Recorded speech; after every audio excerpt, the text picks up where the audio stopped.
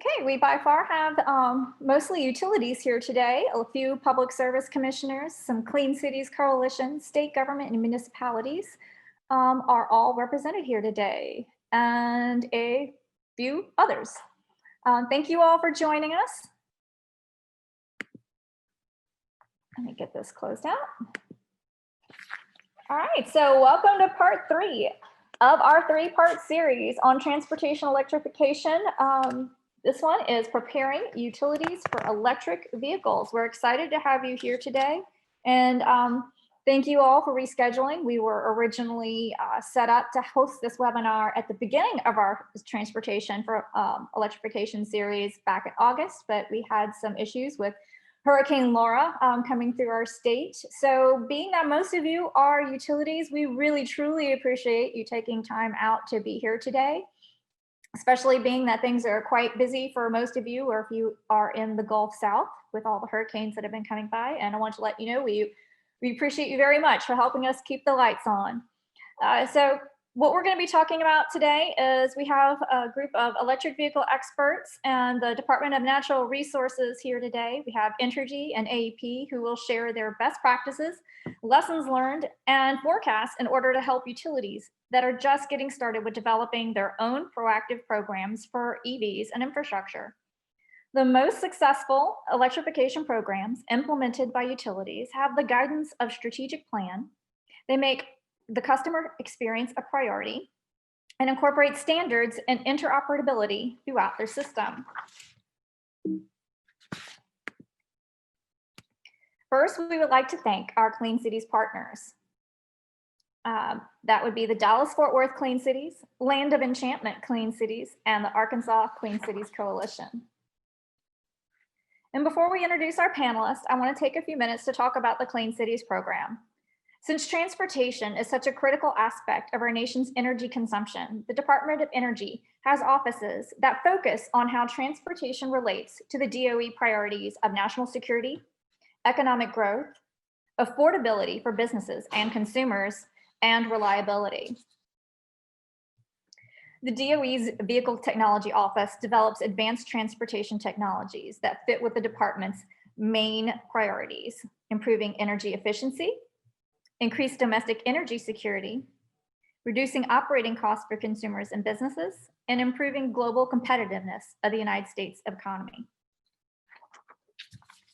Each coalition operates independently, but we all focus our activities in these key areas: advanced vehicle technologies, new mobility choices, idle reduction and fuel economy improvements, and alternative and renewable fuels and infrastructure. The Clean Cities Coalitions were all fuel neutral and technology neutral, and we work with stakeholders to identify the right fit for the specific needs.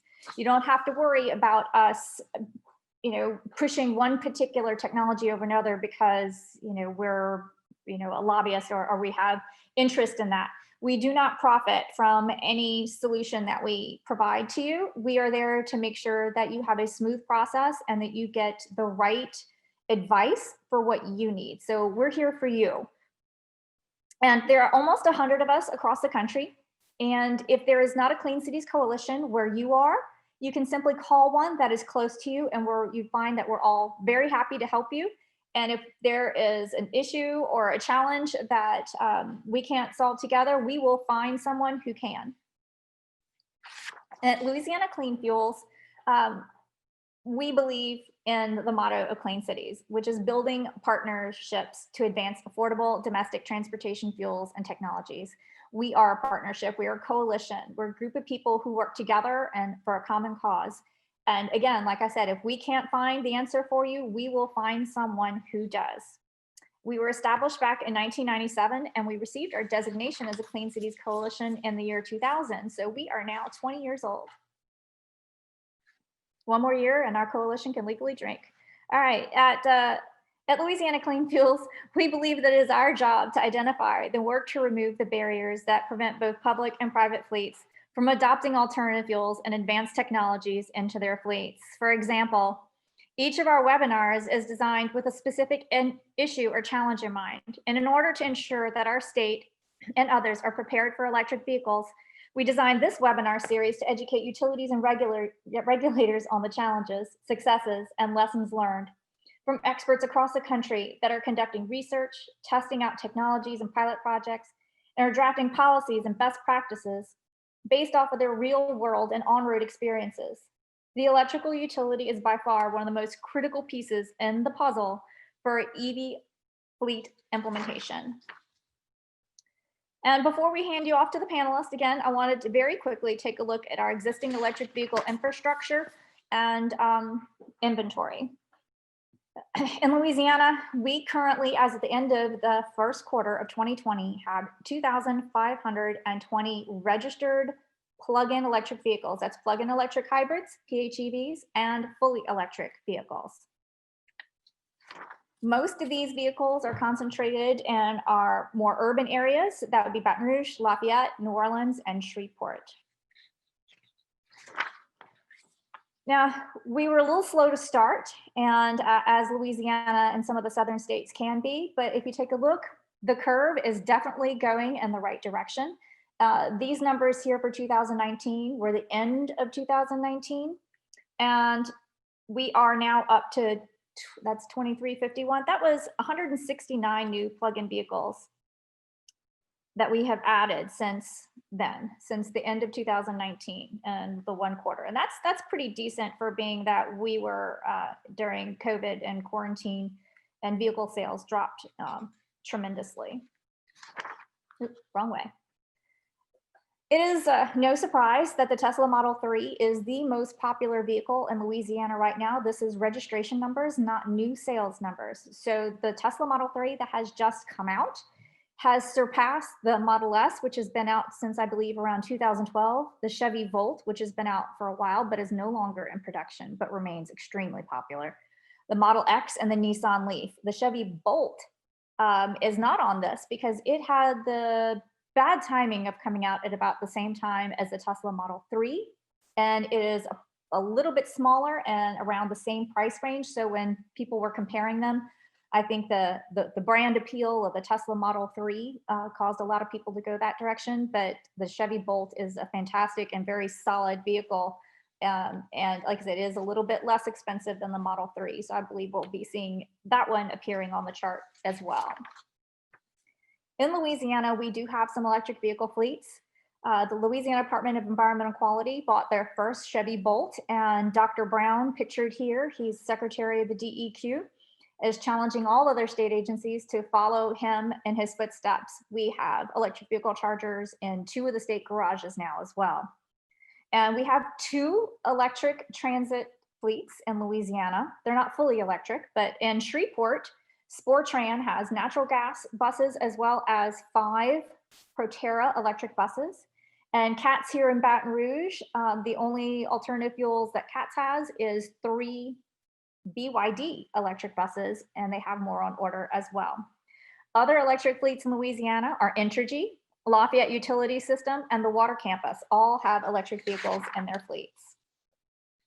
And just quickly, to make sure that all of you are on the same page and have the same information, want to go through electric vehicle supply, charging infrastructure, a little bit of information to make sure that you're all up to date on this. So the level 1, most, if not all, plug-in electric vehicles will come with AC level 1 EVSE cord sets so that no additional charging equipment is required. And level 2, the AC level 2 electric vehicle supply equipment requires installation of home charging and public charging equipment and a dedicated circuit of 20 to 100 amps, depending on the electric vehicle supply equipment requirements. A direct current DC quick charging system is designed to charge electric vehicle battery up to 80% charge in approximately 20 minutes. There are currently 2 competing standards outside of Tesla's, the Japanese CHAdeMO standard and the Society of Automotive Engineers SAE J1772. And the DC fast charging equipment enables rapid charge. Its rapid charge capability makes it the equipment ideal for placement in heavy traffic corridors. Imagine trying to go to Florida or go see grandma or go shopping in Houston and having to stop for 12 hours to charge. That's not going to be acceptable. So a well planned out DC fast charging network on our interstate corridors is a high priority for the state of Louisiana and others. This is just to give you a little look at the different types of plugs for each standard. And again, another list here, just so you can have this. We will have this recording available for you and slides available for you afterwards.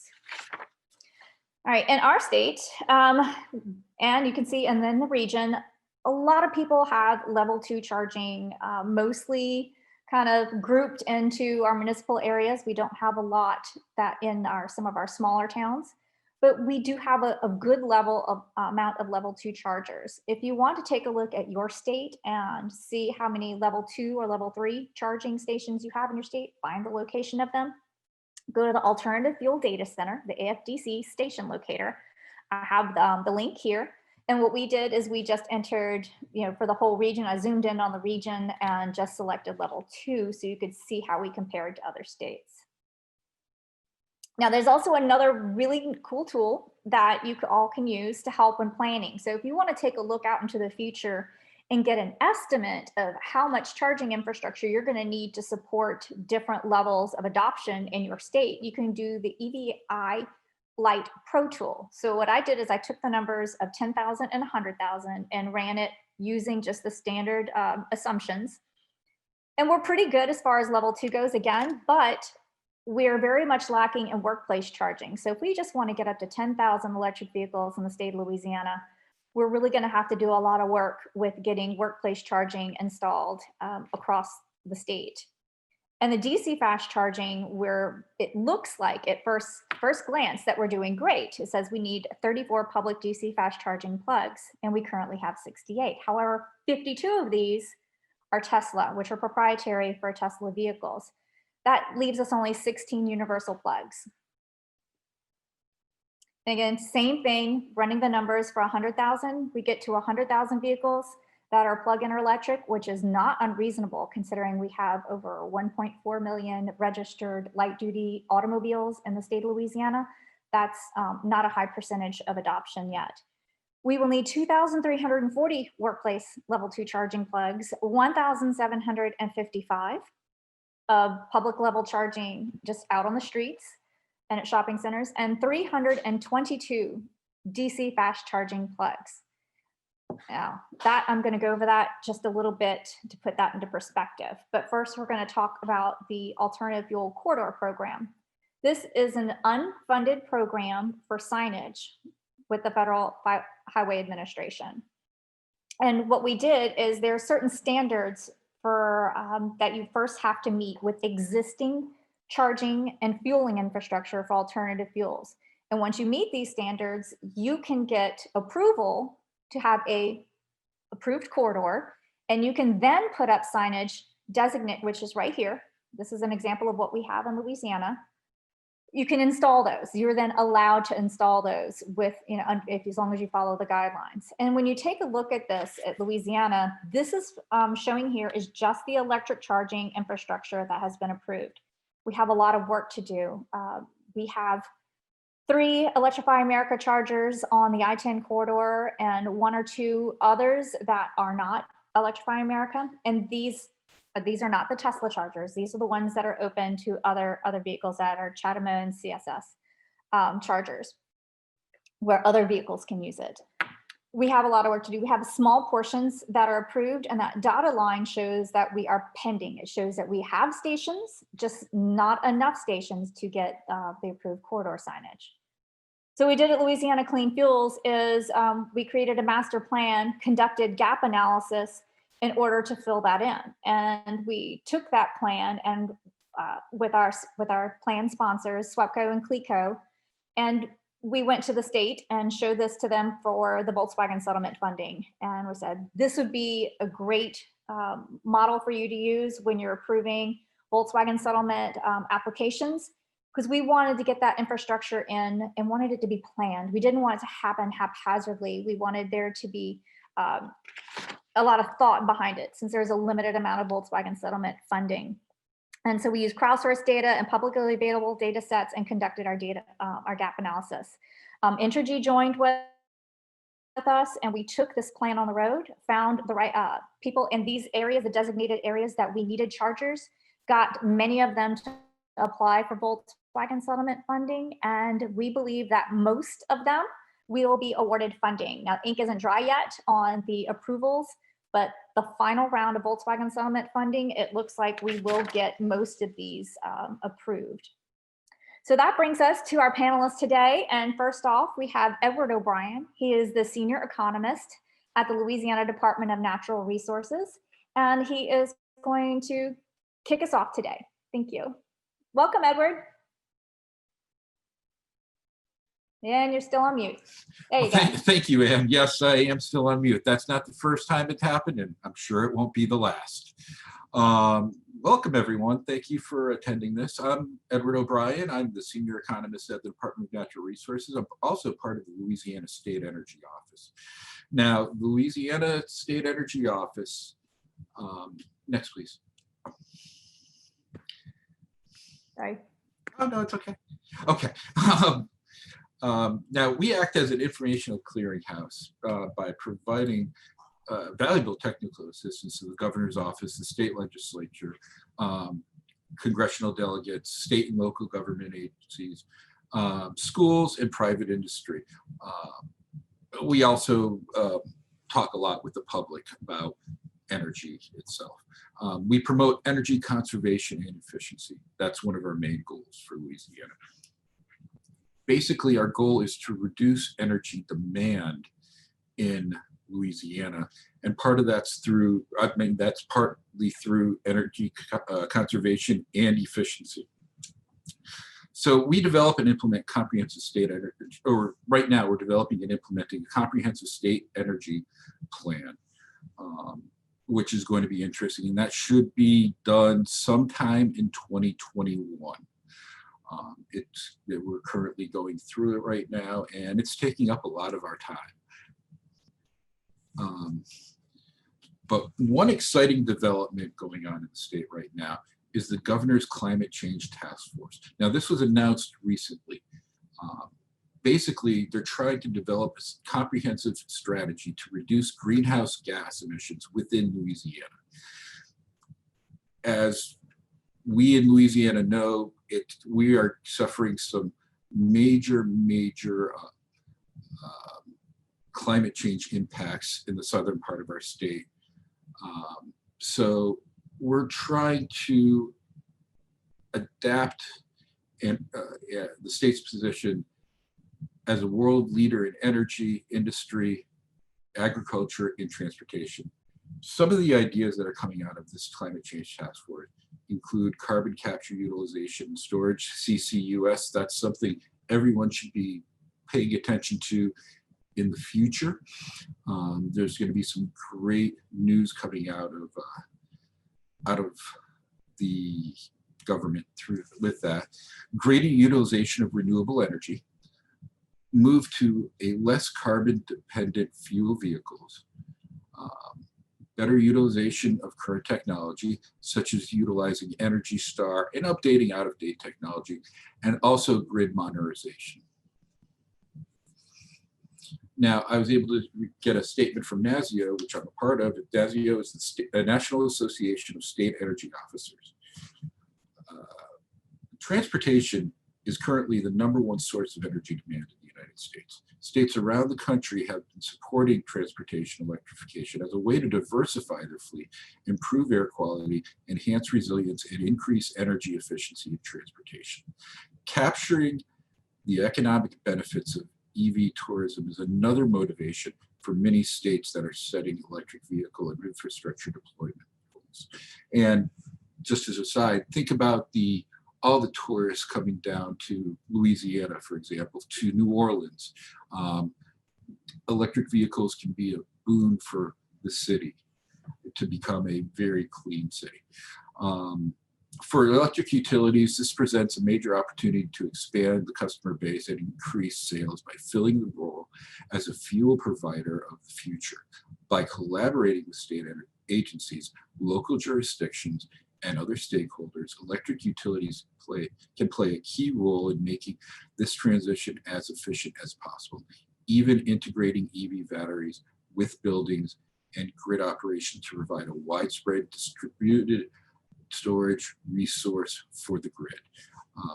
So there's a lot of exciting things coming with this. Now, what's coming in the future? That's what we're all asking. US demand for all types of energy is expected to increase by 31% in 25 years. Now, that includes both renewables and non-renewables. Basically, it's what people are going to be using. So electricity demand alone in the United States will grow by at least 40% by 2032. New power generation equal to nearly 300 power plants will be needed to meet electricity demands by 2030. So we need to start thinking about how we are going to start producing more energy. Now, renewables alone might not be able to accommodate all the anticipated increases. So we have to branch out and think about what we can do to supply the upcoming demand. Okay, now electric vehicles. Electric vehicles are a great thing. I think we've all started to see more electric vehicles on the road. I know with my daily drive going to and from Baton Rouge from Lafayette that I see a lot more electric vehicles on the road. I know there's a guy driving a Tesla that passes me almost every day on the Basin Bridge. So, you know, I've definitely taken notice of how many more electric vehicles are on the road now than were 5 years ago. Now, early adopters of electric vehicles, California is definitely an early adopter. In fact, they have made a statement that they want all medium and heavy duty trucks to go electric starting by 2045. And then last week they said all light duty electric vehicles are going to go electric by 2035. And that's only 15 years away.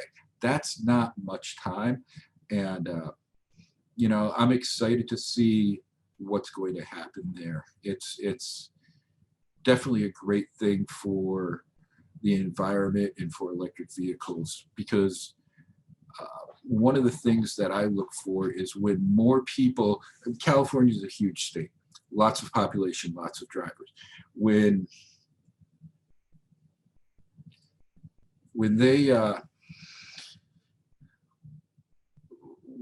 large state like that goes all electric, other states seem to follow. So that's going to be exciting. Now, Colorado has a mandate of 5% of new vehicles to be sold to be electric, and they're already at 2.6%. And I believe that 5% number is at 2025. So they're already halfway there. And then there's other zero emission mandate states. They're focused on the West Coast and the Northeast for the most part. So this is there's a lot of states buying into zero emission mandates, and it's going to be, like I said, very exciting to see what happens with that. Okay, now those were all part of the multi-state zero emission vehicle action plan. Areas focused on that action plan were consumer education and outreach.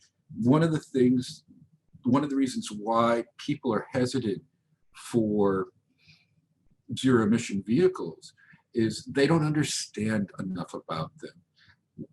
Educating the public about the ZEVs can help people understand them more and what the benefits are of the ZEVs. Another thing to look at is the infrastructure for ZEVs. One thing that Ann mentioned earlier in the presentation was the charging stations. The infrastructure, if the infrastructure is there, there'll be less hesitation for people to adapt EVs. There are consumer purchase incentives. If there's a subsidy or if there's a reason for people to buy EVs, you'll see more people gravitating towards them. Light duty fleets, Ann mentioned this as well, that you're seeing more and more fleets move towards EVs now that the infrastructure is there. And then dealerships. People need to focus on the dealerships so people can buy the EVs. And another interesting thing from the multi-state ZEV action plan was the potential for the Southeast Electric Highway. One of the things focused in that action plan was the states need to coordinate with their charging infrastructure. Basically, that means you don't want a charging complex on one side of the state border and another one 5 miles down the road on the other side of the state border. So basically, states need to collaborate on where they're going to place their chargers and collaborate on the codes and the policies within the various states. Think about it this way. We're a region here. We're not just state by state, but region by region. We need to act as a region and not necessarily the state by state, or even parish by parish, city by city, town by town. So if there's more collaboration within the ZEV policies, then we're going to see more adoption within America, within Louisiana, the Southeast, and America. And I believe that is my last slide. And thank you very much, everyone. Thank you, Anne. I gotta get faster at unmuting myself too. Thank you so much, Ed. All right, so next up we have Scott Barrios. He is the Senior Account Manager for the Entergy eTech program and one of our board members at Louisiana Clean Fuels. Welcome, Scott. Thank you, Anne. Can you hear me okay? Okay, good. Great presentation, Edward. I really appreciate it. It's always good to hear the state's perspective on this. So as Anne mentioned, my name is Scott Barrios. I'm the Senior Account Manager for Entergy's Electric Technology Program. And if you're not familiar with Entergy, next slide, please, Anne. Entergy Corporation is an integrated energy company engaged primarily in electric power production and retail distribution operations. Entergy owns and operates approximately 30,000 megawatts of electricity generating capacity, including 8,000 megawatts of nuclear power. Entergy delivers electricity to 2.9 million customers in Arkansas, Louisiana, Mississippi, and Texas. We power life. This is our vision, and it goes much further than just powering the grid. Together, we are on a journey with our stakeholders to improve the lives, build businesses, and create prosperity in our region. We exist to grow a world-class business that creates sustainable value for all four of our key stakeholders, which are our customers, our employees, our owners, and our communities. Next slide, please. So we recognize the challenge posed by climate change. Entergy has focused on this issue as a sustainability priority for almost 2 decades. We have worked to ensure that the concern about climate change translates into action. We have been a leader in limiting greenhouse gases from our operations and advancing constructive climate policy discussions and understanding the risk associated. Last week, we also announced that we are accelerating our climate plans from our 2030 goals, which were to reduce our emissions rates by 50% compared to they were in 2000. We announced that by 2050, our commitment to achieving a net zero carbon emissions. We're going to provide more information about this later in the fall and our detailed plans on how we're going to get there. We recognize that no one sector can tackle this alone. An economy-wide effort involving all sectors, industry, transportation, energy generation is required for action. Entergy is committed to partnering with our customers and our other stakeholders in the transportation, industrial, commercial, residential, and governmental sectors towards decarbonizing the economy. This broader strategic engagement involves actions towards beneficial electrification of all sectors, the implementation of energy efficiency initiatives to help reduce the amount of energy and offerings of innovative customer solutions for our renewable resources. So the electrification of the transportation sector is an important strategy for climate risk mitigation, as the emission rate for the electric generation sector is also lower than that of many transportation and industrial emitters. This is especially true for electric generating sectors emissions rates as we continue to decline that in our region. Many studies highlight that transportation electrification will be critical to achieving long-term greenhouse gas rate emissions. This presents an ongoing opportunity for Entergy to partner with regulators, key stakeholders on policy and incentive options to encourage adoption of electric vehicles in our region. Next slide, please. So the landscape of electric transportation is undergoing rapid change due to convergence of technology advancements, growing electricity viability as a transportation fuel, and driving adoption. The industry is moving in a direction that reduces customers' barriers to adoption. However, many significant frictions still exist that have prevented the industry from maturing. Designing products and services that meet the needs of our customers throughout the value chain will be essential to accelerating the EV industry. And we are prioritizing the customer experience, which Ann mentioned earlier. The ongoing goal of electrification is the consistent belief that beneficial electrification is going to create sustainable value for all of our stakeholders. We are currently conducting research to understand what are customer frictions and how we can address them. We have very unique frictions in our region, such as hurricanes, heat, humidity, and also the oil and gas sector, which makes up a large portion of our industrial customer base as well too. Next slide, please.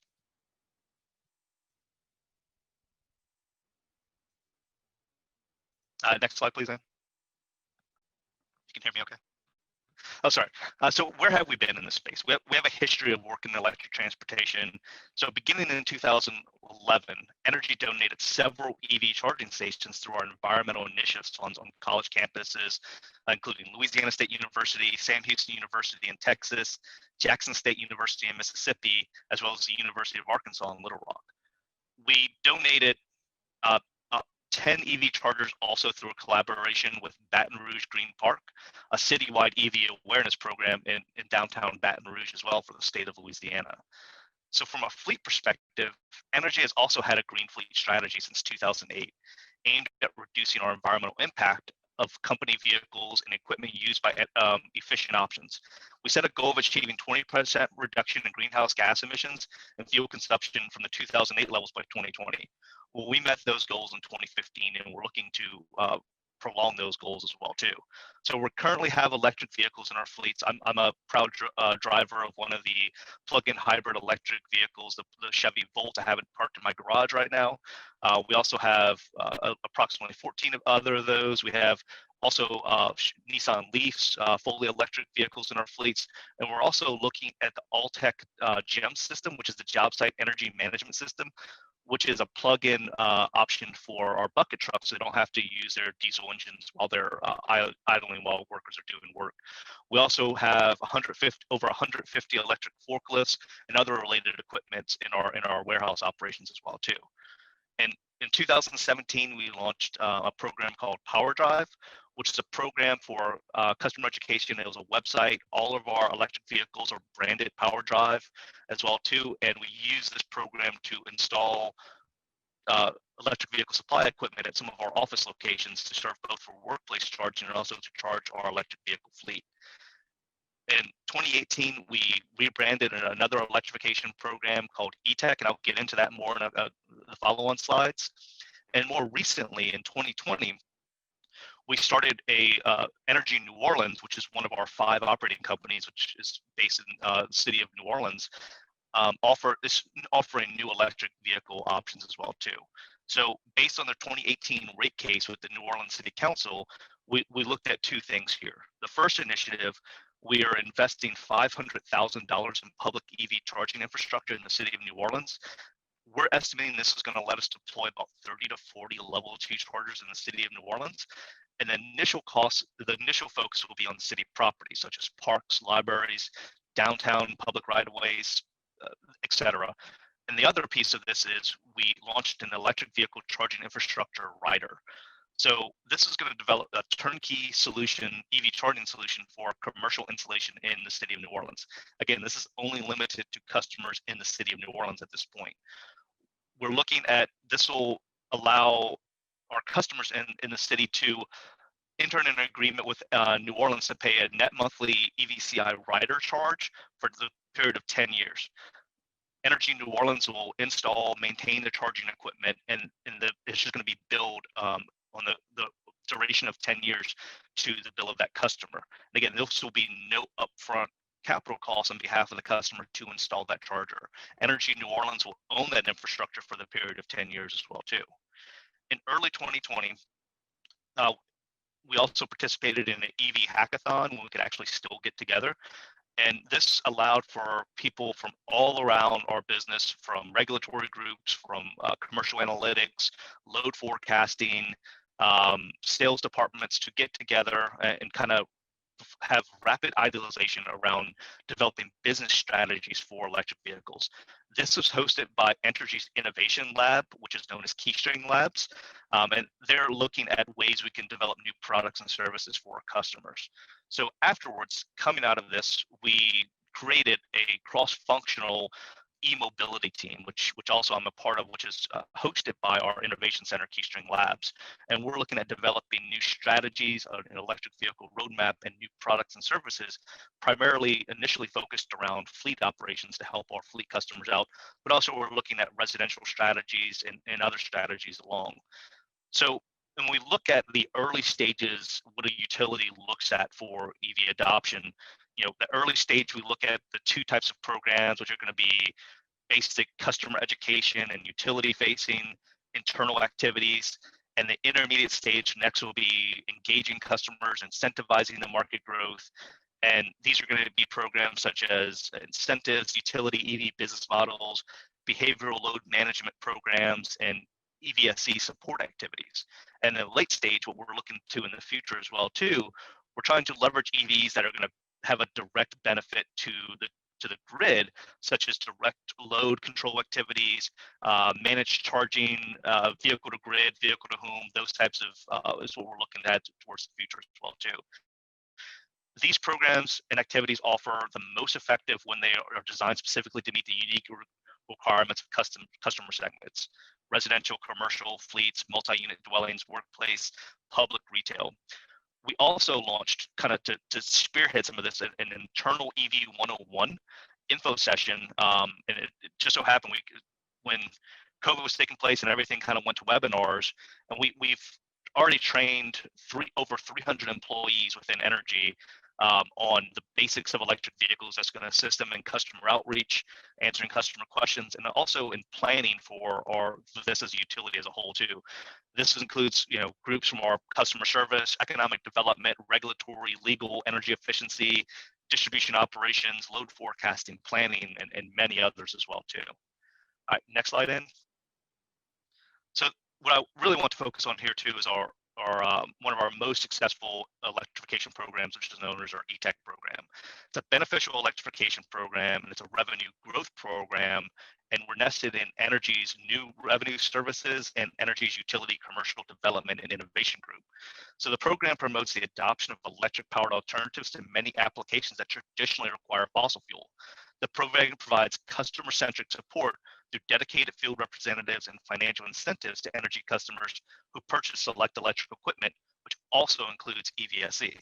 The program got its starts in Southwest Louisiana, right where I'm at right now, assisting farmers converting diesel-powered irrigation systems to electric motors.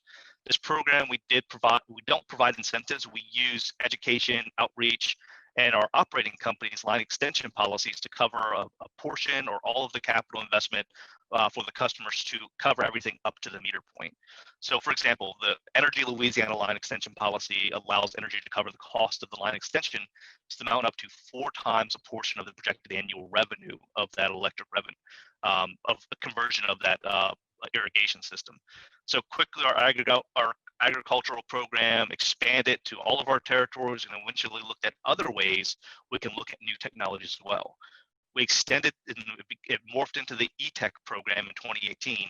We offer incentives on electric forklifts, pallet tracks, electric truck refrigeration units, golf carts, and many others as well too.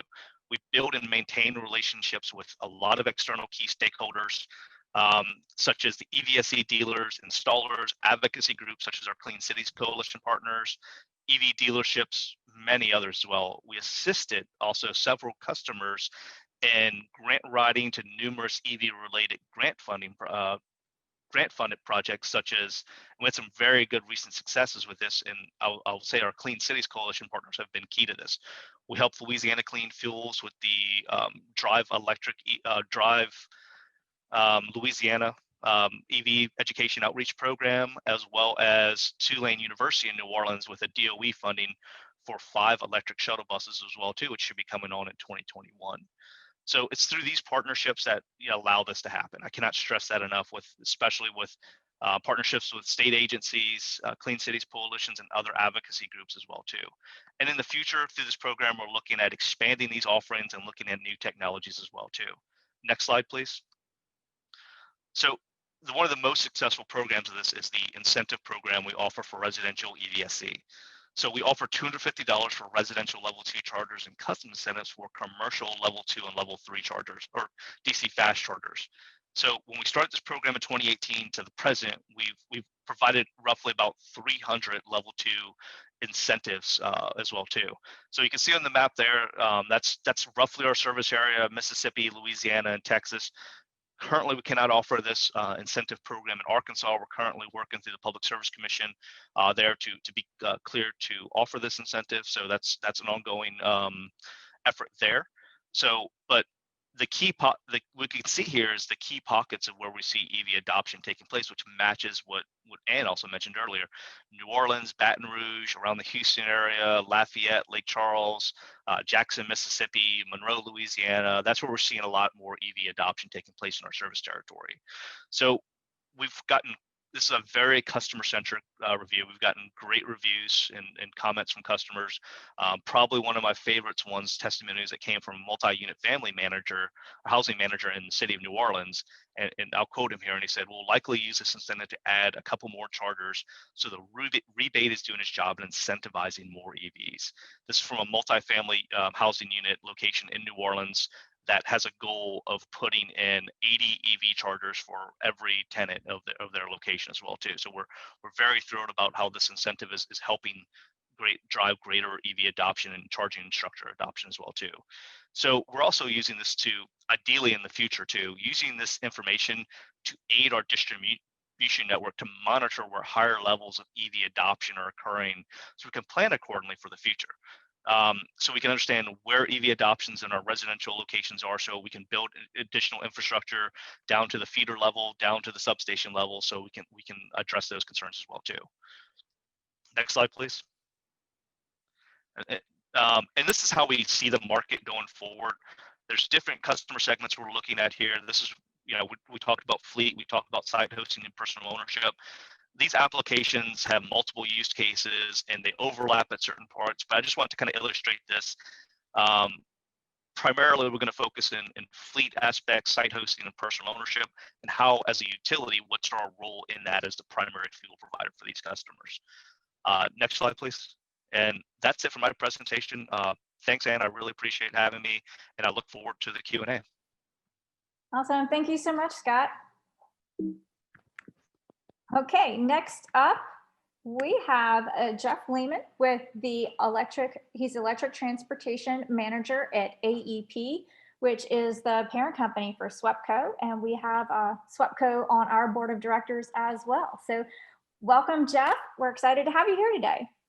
Thank you very much. Appreciate it. Great to be here with everybody. As Ann mentioned, AEP is the parent company for SWEPCO, but just to give you guys a little bit of background about AEP, we do operate in 11 states, Midwest and West primarily. 7 operating companies within those 11 different states, lots of GT&D assets, quite large company, but we are very, very excited about working with our customers and communities on this topic to electrify transportation. That you may have seen an announcement recently. AEP has published a goal of transitioning our fleet to be all electric as well. So we're trying to really lead the way, walk the walk, as it were, and make sure that we're working with our customers and communities to help them benefit from lessons that we're learning and try and forge the path as needed to help move this subject forward as quickly as possible. Next slide, please. So what I wanted to discuss today is just, especially for utilities that may not have started this journey yet, how should you start? How can you start? How might you start? And as with many things, where to begin is usually at the beginning. Looking at different customer insights, being very specific to think about how customers use the technology, how they drive, how they behave, what their preferences are, what their experience is like. Looking at the technology insights, what do these things look like? What do they need? What are the market insights, forecasts, et cetera? And how does that all play in relating to your utility, and really using all of that information to then develop what do we as utility want to accomplish? What do we want to do? Is this an opportunity? I suspect that the vast majority, most all utilities will see this as a fantastic opportunity.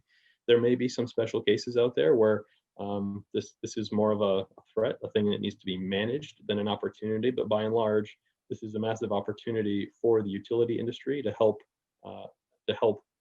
use that fixed system in a better way, benefit our customers and communities.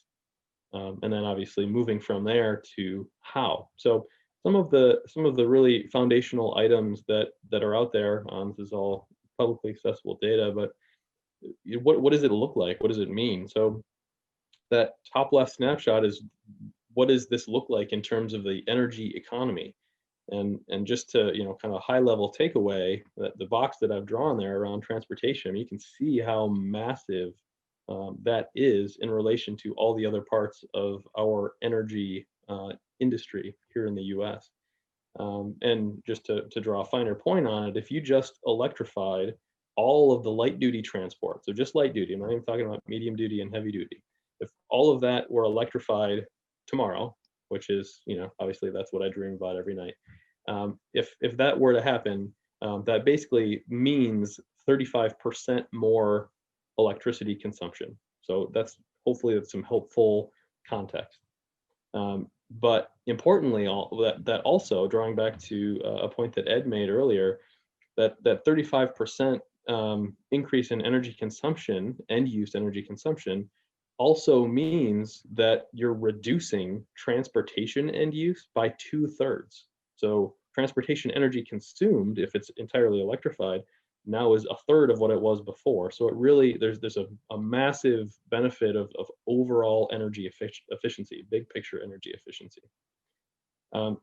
So looking at customer behavior, so this has been documented and confirmed many times over. But looking at, where do people charge? Where do they prefer to charge? Home and work are always the two standout places.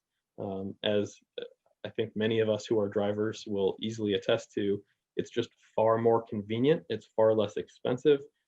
It is a fantastic customer experience. You roll up, plug in, walk away, and you go about your day. You never think about, do I need to go get energy in my vehicle? It just happens while you're doing other things. So there are natural reasons why home and work are preferred locations for that charging to occur. But that helps to set the stage for, if that's the best customer experience, how can we help to ensure as a utility that we're meeting customers' needs, meeting them where they are, and what does that mean for our system, right? So you start to kind of drill down into how might this evolve, and how can it impact us? How can we help to impact this growth of technology? In the lower left-hand corner, just looking at what does the technology even really look like? So in terms of energy, a vehicle is roughly equivalent to maybe about 1/3 of a household. So it's significant. It's certainly the most significant individual thing at a household, but it's not crazy amounts of energy if you think about it from that perspective. But if you look at demand, that's where the picture starts to shift a little bit. So an old Chevy Volt, early first generation plug-in hybrids were generally around 3.6 kilowatts, which is roughly equivalent to a water heater. Newer, and really where the median level 2 charging for battery electric vehicles and plug-in hybrids in this day and age is 7-ish kW, which is about the demand of a house, about a demand of an average house that you're putting on top of the house that's already there. And then the J1772 standard that Ann mentioned earlier does allow for up to 80 amps, which is approximately 20 kW, which looks almost like 3 houses that are now on top of that house. So you can see how it starts to, again, paint more of a picture of, okay, not from an energy perspective, not insurmountable from a utility, very manageable, but critical to really think about timing. Because if those demands are happening coincident to other demands that are already existing, whether it be at a workplace or at a home, then that could really exacerbate system peak issues and cause additional cost to the system. So that all then kind of rolls into the last picture on the lower left, looking, what is your load shape? What does your utility load shape look like? And looking at it specifically, not totally from a macro level, but what does it look like for the residential portion of your system, the commercial portion of your system, to really think about how this impact could arrive, and also what is the optimal outcome? What would you prefer to do? What would you like to do? So in this situation, you can see kind of a tale of two possible things happening here. If somebody shows up and, vehicles generally are traveling where load is on the system. When I show up at my house, it's not just my car that's there, it's my oven, it's my air conditioner, it's my all the lighting, clothes dryer, things of that nature. So much more likely that those other loads are happening when I'm home. And then if the car is also home, higher probability that it may be consuming power as well. So the opportunity to use this new technology, these new devices that are eminently flexible in terms of when that charging happens, to really help direct that so that we can be much more efficient and optimize our system. And again, just sort of a context setting piece there. There was a great City Lab study that was done on Texas ERCOT. So looking at a macro level, but looking at the load shape of the grid. And again, going back to what I dream about every night, if all passenger vehicles were electrified, you snap your fingers and it were to happen, all of the energy required on a daily basis for all of those passenger vehicles in ERCOT, Texas, could fit under the existing capacity of the grid, which means the opportunity to manage and properly allocate and optimize that load is massive. I mean, we could accommodate all of that on the grid today if we could manage it properly and incur no additional system costs, no additional generating costs, et cetera. So again, hopefully that kind of helps to paint a bit of a picture. But all of these things are important in thinking about what is the technology, what does it mean to customers, and really translating that into utility understanding, consideration, and ultimately developing what do we want to do and how do we want to do it, so that it's the mission and strategy is ultimately what needs to fall out of this. Next slide, please. So this is, I'm certainly not trying to recommend this. Looks like we had an issue with the text there. Sorry about that. Certainly not trying to say that this is what the mission and the strategic focus areas should be. I just wanted to use this to illustrate where we got to as a company. So at AEP, our mission really focuses on three very specific things that you see underlined there: increasing adoption, optimizing the grid, and benefiting all customers. So that benefiting all customers piece is critical to our program design and implementation. And going back to the load shape and charge management, load optimization, if we can host these devices as we're seeing increased adoption on our grid without incurring additional fixed costs, then that means we are providing downward rate pressure for all customers. So it's not just beneficial in reducing transportation costs for those that are driving EVs, but if they're charging during off-peak times, they are actively helping to drive down electricity costs for all of their neighbors who don't yet drive EVs. So there's really a Robin Hood effect that we have the opportunity to put in place here.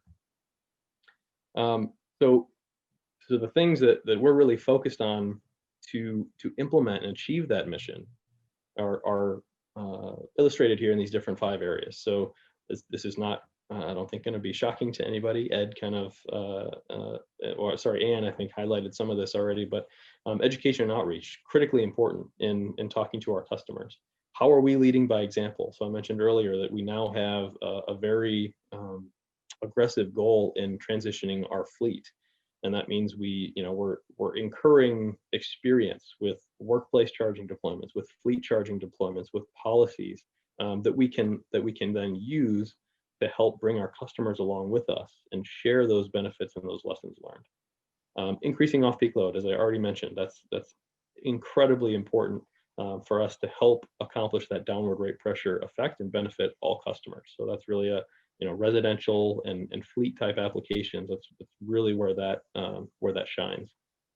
Getting the rules right, making sure that we're talking to external stakeholders, helping them understand what these opportunities are and how they can help us and how we can help them, and improving public infrastructure. So as Ann mentioned, it's difficult to get comfortable with an EV if you think you're only going to be able to use it to commute, because after all, we are Americans and we think that pretty much every day I'm going to get up and drive to California and back, or we at least want to know that we have that freedom, right? And Tesla has been fantastic. I mean, they've already stood up a nationwide network. I can literally go out, punch in anywhere in the U.S. I want to go, North Dakota being kind of a special case, and I just go there. There's no thinking that I have to do. Tesla's really led the way on that effort. But how are we helping, as Ann mentioned, in those corridor situations? How are we helping to identify and fill those gaps? Make it so that we are improving customer confidence, raising the awareness. Again, ties back to education and outreach, helping people understand that in many cases it's much more robust than they really understand right now. Just looking at maps and understanding that there's significant infrastructure already in place. So those are really those are the pillars of what we're trying to accomplish. Hopefully that's helpful just as an illustration. But again, putting all of this in place, leveraging those insights from customers, technology, market, it really helps to really plant a flag. None of this is set in stone. We need to be able to check and adjust on the fly, but to really help set the direction for what you are going to do as a utility and how you're going to get there. Next slide, please. So moving on from there, when you have the mission and strategic framework, ultimately program design, development, approval is one of the things that comes next. So I wanted to share some of those that we have in place across the AEP system. So this is obviously, there's incredible amounts of local knowledge and relationships that are in place with all utilities and their external stakeholders and regulating bodies, commissions, et cetera. And all of that's very important. That really ties back to a lot of the education and outreach piece that I talked about earlier. This is a new area. There's just not, there's a lot that all of us need to still learn about this technology and its application. So being proactive in working on that, but then designing programs and really purposely creating programs so that we can achieve benefits together. So these are programs that help to accelerate adoption, optimize the grid, benefit all customers. And the residential program on the left that's available in Indiana, Michigan, Virginia, potentially other AEP states in the future, really looks at that and looks to reduce customer barriers and help make it as easy as possible for them to achieve, first of all, to achieve charging at home in a way that they want, to be able to put all of that energy off peak so that it benefits themselves and their neighbors, and do it in a way that's not going to cost them an arm and a leg. So the way we looked at that, we knew what we wanted to accomplish, that off-peak charging. We also knew that many of these vehicles and many more as they are coming out actually come with the equipment that can be used either in a level 1 or a level 2 situation. They just need the appropriate outlet to plug into. So if I bought a Tesla, if I buy a Mach-E, if I buy a Nissan Leaf, Audi, Porsche, you name it, GM is moving in this direction as well. Then I don't have to necessarily go out and put down another chunk of money on a piece of equipment to mount to the wall if I just have the right outlet. And also as a customer, I don't necessarily want to pay to have a whole new service added. That can be incredibly costly. But I really would like to know, how much am I charging? How many kilowatt hours are going to my vehicle? How much can I save by charging off peak? And can I see that I'm doing it and being successful at doing it? So our approach here broadly has been with a deductive meter. So it doesn't require a separate service. We use traditional utility meters. It just happens to go in your EV charging circuit. And then you can use, if you want to use the equipment that came with your car that's level 2 compatible already, great. If you want to go out and buy one of your own, great. It's up to you. Lots of customer choice, which is also a very good thing. But then as a customer, I'm able to see this on my bill. I'm able to actually get a credit. So that meter bills at a negative rate to show benefits to customers. So they actually get a credit on their bill for good behavior, moving that charging to off-peak periods that we've defined, and really thinking through using the information that we have about our utility, using the load shape data that we have to make sure that we're designing the off-peak periods not just to work for today, but to work for many years down the road. So to really make sure that we're designing tighter off-peak periods that stay away from any of those possible overlap times on the grid where we might cause some of those coincident problems. So again, these are TOU-based approaches right now that we know are not going to be the forever solution, but they work very, very well with customers today, helping them understand why they should and can easily move that load off peak. It justifies incentives for those participants, as you can see that I've highlighted here, but it also, because it's so cheap and easy to implement, we can realize a lot of benefit for their customer peers as well. So it's not just about incentivizing this particular customer, but their actions, their activities in adopting this vehicle and charging off peak helps all their neighbors by achieving that downward rate pressure effect. So very positive for all involved. So another one, and this one's more specific to SWEPCO, obviously. So similar to what Scott mentioned already, EVSE rebates. So standing up these kinds of incentives and programs that can help defer costs that customers might otherwise incur, and help them choose the most efficient ways to do it. So again, tying back to that energy efficiency theme that Ed had mentioned. So there's a lot of things. This is a small snapshot. We're always working on more programs, more offerings with customers.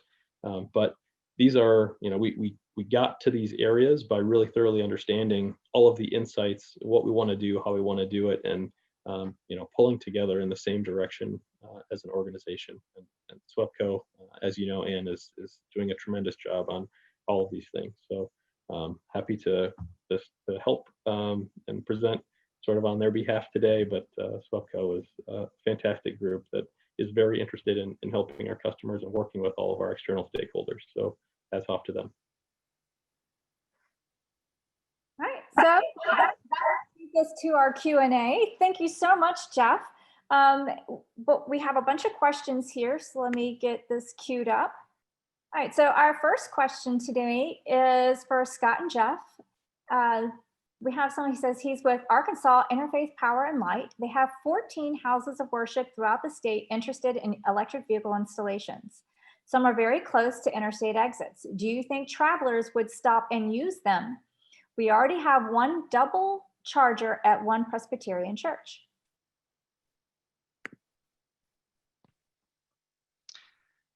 Hi, this is Scott. I'll answer this. I believe so. I'm pretty familiar with Arkansas, and I know they have some new strategies going forward. I see Patty's on as well too with Arkansas Clean Cities and Arkansas DEQ as well too. So Arkansas is looking at specifically the I-40 corridors, looking at the fast charging corridors that will take place there.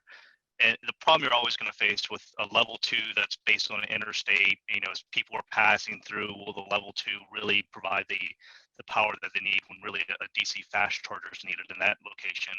And then you're talking about where putting in level 2 chargers usually relatively a lot cheaper than putting in, a multiple DC fast charger. So that's the dilemma that you face in there. I do think people are attracted to use it. We have seen successes from other types of customer segments putting types of chargers in like this, such as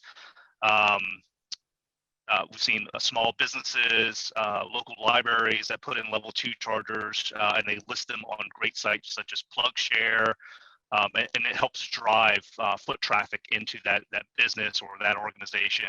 So I do believe there's potential there, especially in places like Arkansas, where there's not a lot of infrastructure available, but we're always looking at ways to increase it. Hopefully that answers your question. Awesome. Thank you, Scott.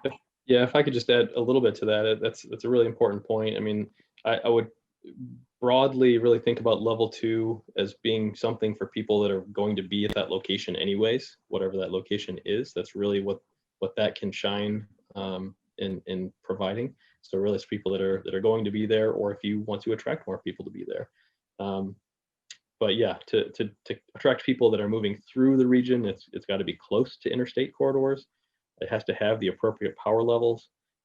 Realistically, so 50 kW is where we were in the past. That's really, my view, not suitable for long distance transportation. So where a level 2 might be $400 to $4,000 in equipment costs per port. DC fast charging can be $30,000 to $70,000 per port. So it's a whole different jump in terms of costs, and the utilization rates are going to be. It's going to make the business case very difficult. I will say that for that location. But if anybody is willing to start doing that, I mean, I will certainly applaud efforts to move in that direction, and more is always better. Awesome. Thank you, Jeff. All right, this next question is for pretty much everyone. It says, how do you provide evidence or support that electric vehicles provide benefit for all customers when you go before your commissions to approve EV-related programs and spending?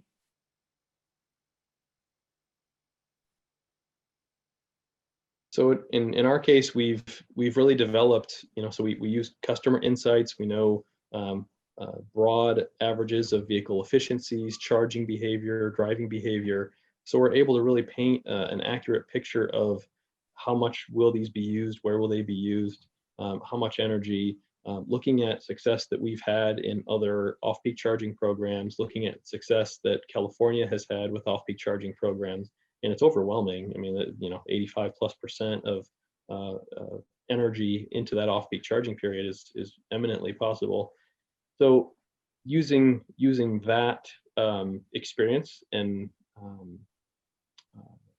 good outcomes that we can draw from in terms of painting the picture of what we can accomplish, and then looking at what that means. So that's the if that energy is in those off-peak periods, and we've designed our rates appropriately, then there's no additional fixed cost required to serve that load. You're able to work in an incentive for the participant to help them see that it's beneficial to move that load off peak, but you're also making sure that you're reserving some of that value as benefit to all customers. So you're not giving away, you're not basically giving all the participants energy at cost, because then it only benefits the participant and there's no benefit to their customers and neighbors. So ensuring that some of that value is always retained for all customers, so you have to really be purposeful about how you're designing tariffs and programs, including the cost to implement the programs. The cheaper the cost of the program, the more value that you can provide to the participant and all of your customers as a whole. So we really just laid that out using data and experience that we were able to draw from and reference, and really write up a business case around it, show and prove the anticipated benefits to all customers. Thank you, Jeff. And I think Jeff said that perfectly. You have to look at the total benefits, not just to us as a utility, but the benefits to our customers, the benefits to the community as a whole. You can show that the total cost of ownership, the fuel operations, the maintenance is for any type of beneficial electrification program. That's a great benefit to the customer. How do we incentivize that to happen? what we can do from a grid resiliency, a grid stability, the more you can predict electric loads, how that's a benefit to the customers as well too. But as Jeff mentioned too, we learned from other utilities that have done this before. We can look at the rate cases that they've filed, look at the successes, look at what worked, what didn't work for them, and make the same pleas to our public service commissions as well too. Awesome. I have a question for everyone. So how do we ensure equal access to electric vehicle charging when you think of it as an environmental justice issue?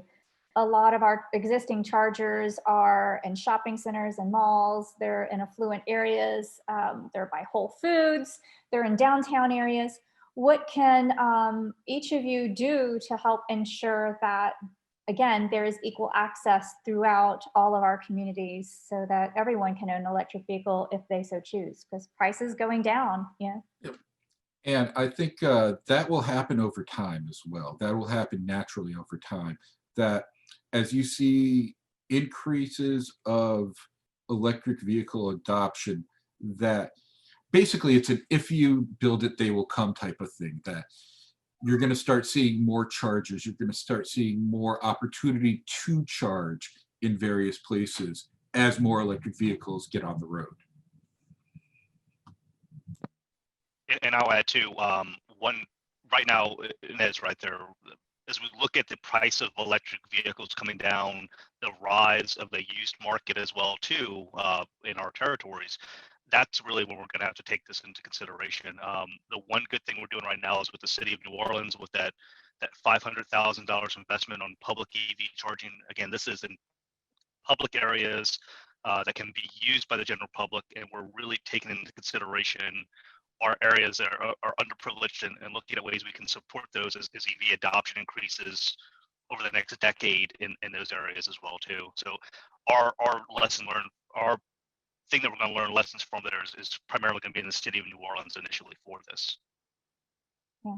And the price of a used Nissan Leaf, maybe some of those early vehicles don't go as far as some of the others, but it's a great town car and they're extremely affordable right now. So it would be great to have charging in communities accessible so that they could go out and purchase a vehicle like that. And the thing I would add also to that is that it's important to realize that, you know, the public charging is out there and it might be more visible, but you go back to where customers actually charge, it's at home and work. And that's for real reasons of convenience and affordability.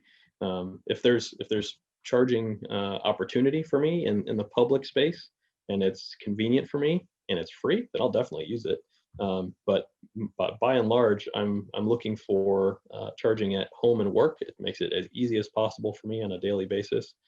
So those are areas where I'm really focused. Home being not just single family residences, but multifamily.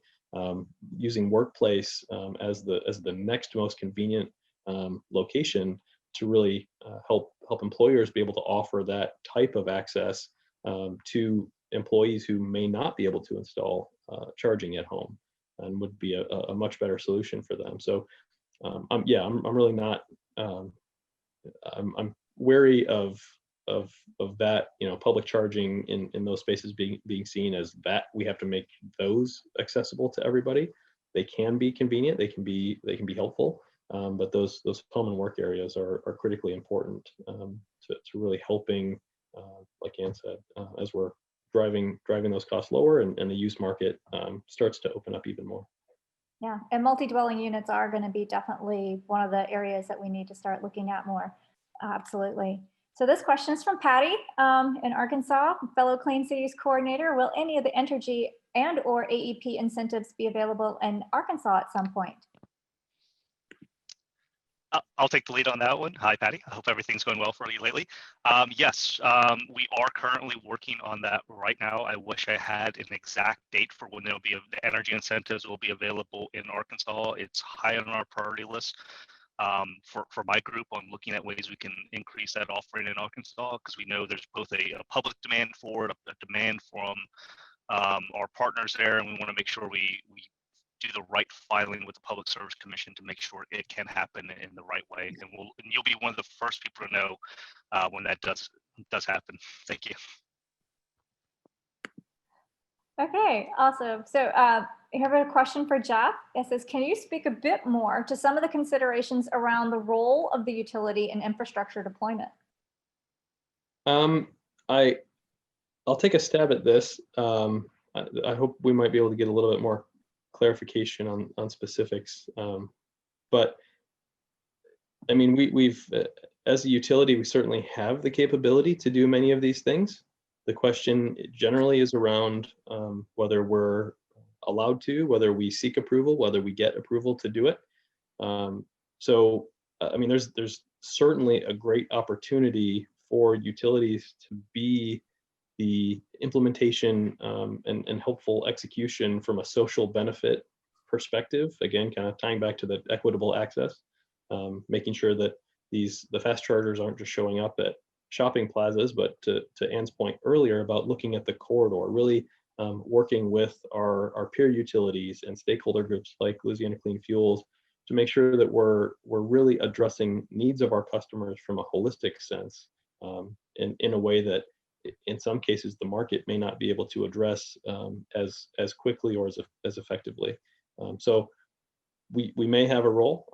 A lot of that depends upon how we ask for things, what we seek approval for, and then also obviously what we do get approval for. Scott, you may have a better answer than that. No, I think that's the perfect answer there. So I'll leave it at that. Awesome, thank you. Okay, so here's, we have a lot of questions still, and we have 10 minutes left, so we have about 15 minutes left for Q&A, so I believe we'll be able to get to all these. When moving to EV charging to off-peak times, has your utility conducted analysis on the CO2 or greenhouse gas emissions impact, and if it increases the associated emissions impact of EV charging? Off-peak baseload generators are likely not renewable generators, and some renewable resources such as solar provide generation during peak hours. So I'll take that one. Yes, we are looking at that on what electrification is going to do for our emissions rate. Currently, right now, Entergy's fuel mix rate, we have about 60% that's natural gas, 31% that's nuclear, 3.8% that's other renewables, and about 1% that's coal. We're phasing coal out right now, and in the future, we're going to have a fuel mix that's still majority natural gas, combined cycle, newer technology, lower emissions, still a large investment in nuclear, and more renewables. 20% we're forecasting by 2030.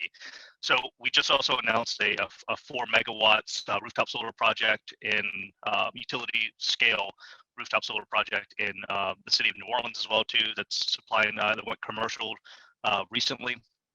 But yes, we're factoring in on how does this increase in electrification? What does it do for our emissions rate as well too? That's been factored into, and we can actually provide customers who are looking at their scope 1 and scope 2 emissions, primarily their scope 2 emissions, what increased electrification at their site. What does that look like from a scope 2 position? So the ones that are voluntarily reporting that information up. Yeah, I'll say that that's not an analysis that I've done specifically, but we certainly can do that analysis. I will take issue with the off-peak being not renewable. We have far more wind resource than we do solar right now, and that's predominantly overnight. So it isn't as simple as the sun's not shining, so it's not renewable. We obviously have a diverse generating portfolio across the U.S. And we have lots and lots and lots of wind during those overnight off-peak periods. So it's a little bit more complex than that, but as Scott mentioned, we can certainly dig into lots of those details for any customers or stakeholders that are looking for that level of granularity. Awesome. Thank you, Scott and Jeff.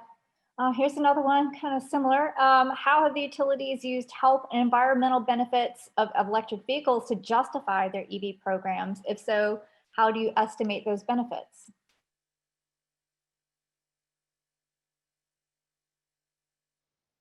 I think the environmental benefits, like I mentioned previously, we can easily look at the benefits of how we're going to lower emissions and using various calculators based on our fuel generation mix on specific levels of or estimated levels of greenhouse gases that we're offsetting.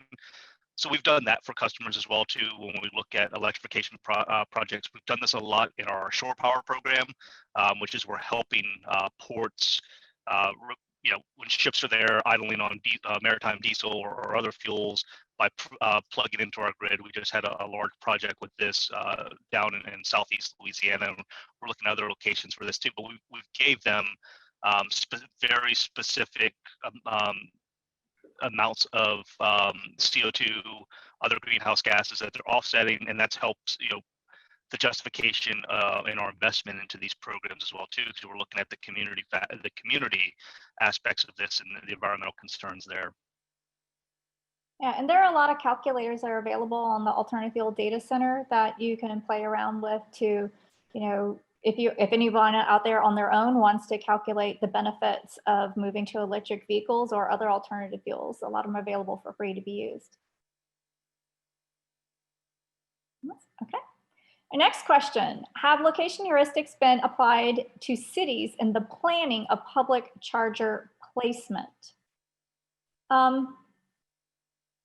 When it comes to the planning and urban areas that are planning for chargers, each city may take their own approach. I know the city of Baton Rouge, where they were looking at, where could we put them, which buildings and building owners would be happy to have them at their site on the corners. And they didn't really take a scientific approach as to where, or a database approach as to where they placed the chargers in downtown Baton Rouge. It's just where was it easiest and where can we get it in. But I'm sure there's many other municipalities that go through a great deal of planning. Scott or Jeff, have y'all run across some municipalities that have been very thoughtful in their processes that you've worked with?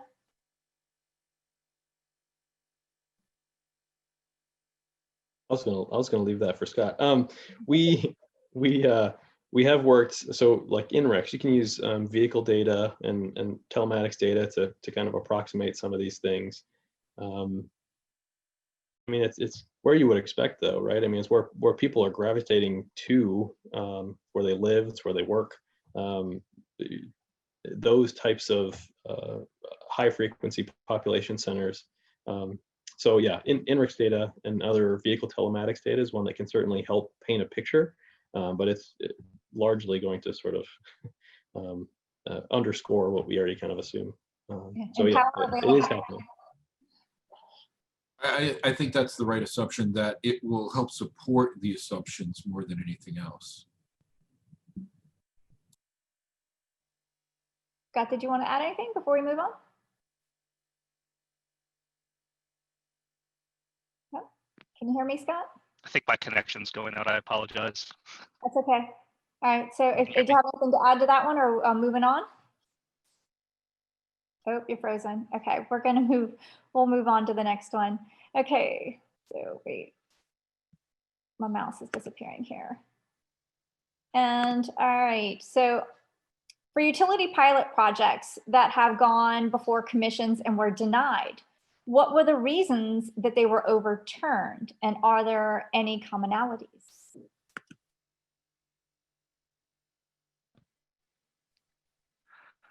I'm back now.